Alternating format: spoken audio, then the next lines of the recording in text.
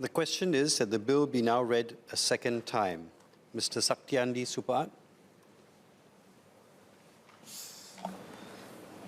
Mr. Speaker, sir, when I spoke on amending the Income Tax Act last year, I mentioned how the Act is frequently amended almost every year to implement the government's latest fiscal strategy announced in the annual budget statement.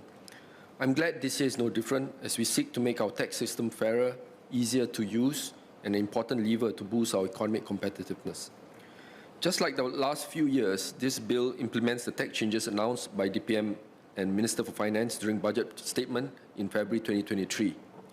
One significant change is the Working Mothers Child Relief, WMCR, which allows working mothers to enjoy reductions to their taxable income for each additional children they have. For every child born or adopted from 1st January 2024 onwards, the mother will get a fixed reduction of $8,000 for the first child, $10,000 for the second child, and $12,000 for any subsequent child, and no longer a reduction of 15%, 20%, or 25% of her annual income. From my conversations with young couples, I understand that some are frustrated that this move penalizes higher income mothers as they would enjoy less tax benefits than before. Even though I clarify that they will continue to enjoy the percentage tax deductions for any child born before 1st January 2024, the fact remains that mothers earning more than $4,500 per month will get less benefit than before for any future child. Taking the latest tax data, how many mothers enjoying the WMCR earn less than $54,000 a year, and how many earn more than that amount? If the aim is to encourage couples in all income groups to have children, as DPM explained in his budget roundout speech, did the ministry consider retaining the percentage reductions while adding fixed dollar floors to the deductible income? This would allow lower income mothers to gain more without being at the expense of higher income mothers.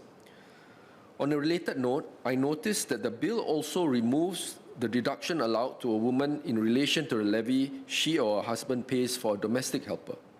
What is the rationale for this? Is the underlying basis for such a reduction no longer relevant today? Mr. Deputy Speaker, in Malay, please.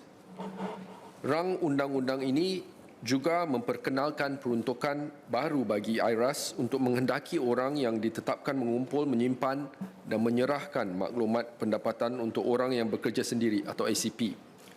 Walaupun senarai orang yang ditetapkan belum diumumkan lagi, saya menjangkakan bahawa ia akan termasuk platform-platform dan syarikat pengangkutan yang akan dapat memproses maklumat sedemikian untuk penunggang penghantaran dan pemandu sewa swasta yang bekerjasama dengan mereka. Jadi, apakah jenis pengantara lain yang kementerian jangkakan untuk ditetapkan dalam peraturan subsidiari? Saya juga faham bahawa pendekatan pelaksanaan berperingkat atau diguna pakai or phased implementation approach will be adopted. Bolehkah kementerian berkongsi bagaimana ia menjangkakan untuk melakukan ini? Adakah ini akan berkuat kuasa untuk pempailan cukai pendapatan tahun depan untuk tahun taksiran 2023? Saya adalah penyokong kuat penggunaan data dan teknologi untuk mendorong dan menyampaikan skim sokongan pemerintah kepada rakyat Singapura. Walau bagaimanapun, mungkin terdapat sebab kukuh mengapa SCP tidak mahu data pendapatan mereka dikumpul dan disimpan oleh orang lain, termasuk pengendali platform yang mereka mungkin menyediakan perkhidmatan mereka. Adakah SCP wajib mengambil bahagian sebaik sahaja IRAS mengeluarkan notis kepada pengantara pihak ketiga untuk mengumpul, mengekalkan atau menyediakan data pendapatan, atau adakah SCP boleh memilih untuk ikut serta atau menarik diri? Mr. Deputy Speaker, in English, please. Finally, I'm supportive of the move to enhance the tax incentives for qualifying expenditure on research and development R&D. This is especially important in these times of high interest rates, where companies are likely to shelve or postpone their R&D plans, which may require borrowing to fund the significant investment upfront.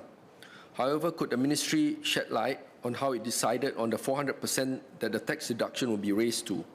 Has there been any studies on how the changes in the tax deduction for R&D over the years had impacted the amount of R&D that is conducted? Mr. Speaker, sir, notwithstanding the clarification sought, the questions asked, I support the bill. Thank you.